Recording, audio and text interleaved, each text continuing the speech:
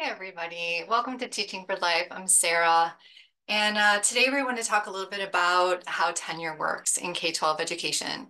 So this channel is about my journey from going from being a junior high teacher of English language arts to a tenure track teaching professor of teacher education. And I want to share with you the journey as best as I can and a little bit of insights of my experiences along the way to help you make your decision and stay teaching for life. It doesn't have to look the same the whole time you're teaching. It can look in a lot of different ways, and a PhD is one of those ways. So today I'm going to share with you 5 reasons. So let's go ahead and get started.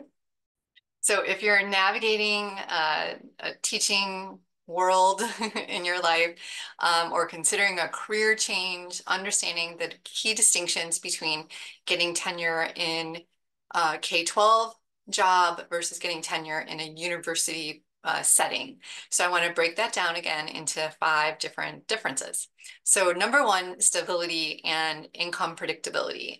In the K-12 education, once you've achieved tenure, typically after a probational period of several years, for me, I think it was 4, so I had tenure in my 5th year, your job security is pretty strong. And again, it depends on your school district and your union, if you have a teacher union. But you're essentially assured a stable income and a clear career path. And this stability is really comfortable for many educators who really appreciate that consistency in their professional lives. I was really fortunate to be teaching in Chicagoland area outside of Chicago. We had a strong teacher union. We had a clear path toward tenure. We had a clear salary grid. So I knew every year when I was getting a promotion or when I was getting a raise and when I wasn't, and what my steps were, what kind of education would bring me up the ladder. You know, side note, PhD did not get me a raise. It's just up until a certain number of masters plus, etc. That's a different topic. But I knew professionally what I needed to do to have tenure. And once I had it, it was pretty automatic. And I just was on that trajectory. It didn't mean my job was completely secure. I still had, I was up for review every year and all those kinds of things, but it was a lot of stability. In contrast, higher education is much more competitive and it involves a probationary period as well.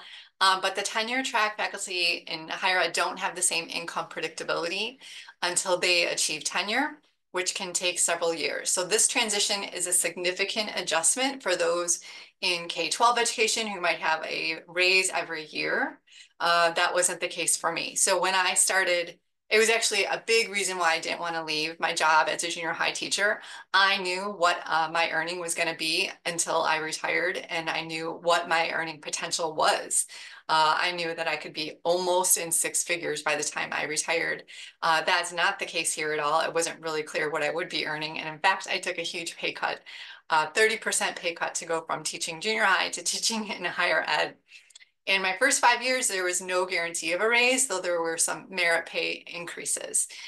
So I taught, typically you are hired as an assistant professor, and in your 5th year, you put together, or 6th year, you put together a package of all of your teaching evaluations, your research, your evidence of service, and you share that. And then it's evaluated by a number of people, and I think I'll talk about that later. And they are the ones that determine whether or not you make tenure. And that then you are often promoted as an associate professor and you get a raise. And for me, it was about 4%.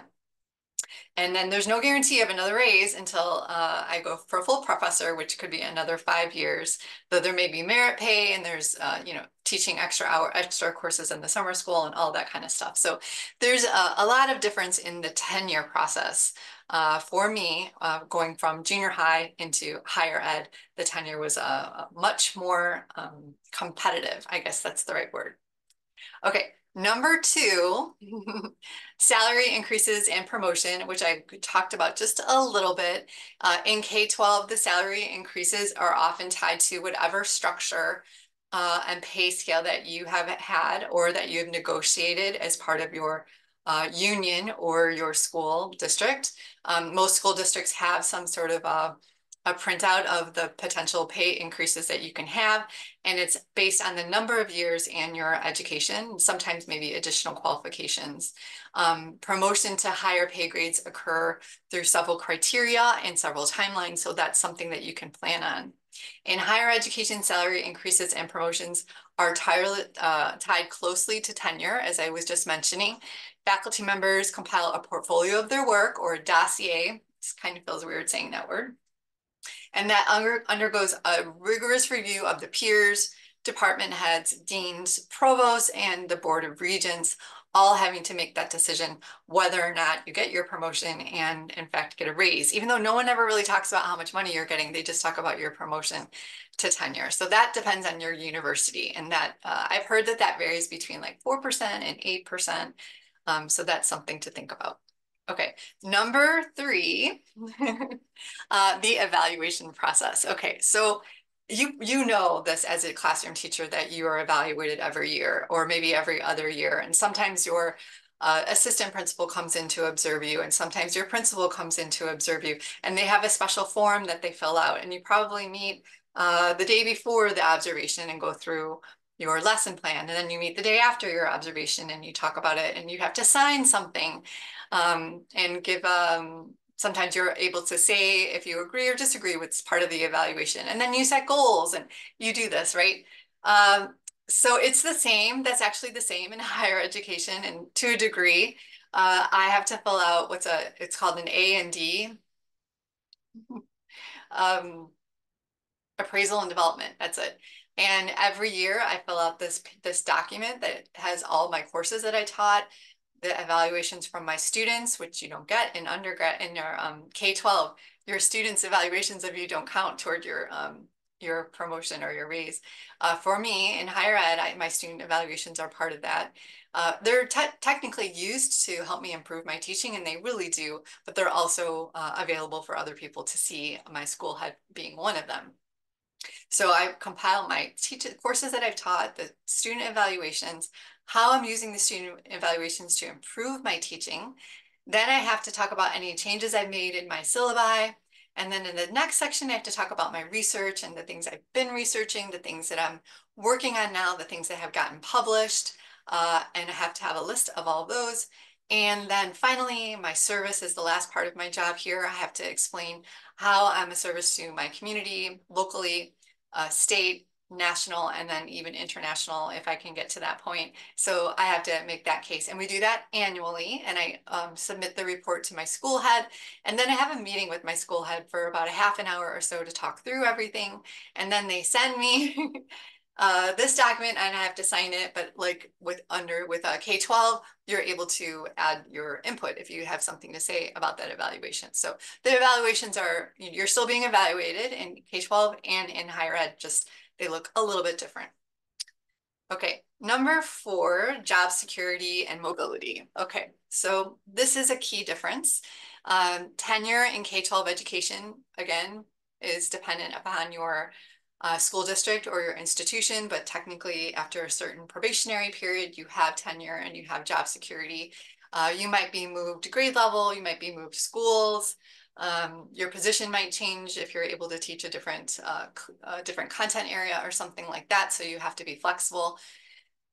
You might be asked to do some coaching, and sometimes it might be an administrative position, and therefore you might lose some of your teaching years toward retirement, because there's a different pay scale sometimes between teachers and administrators.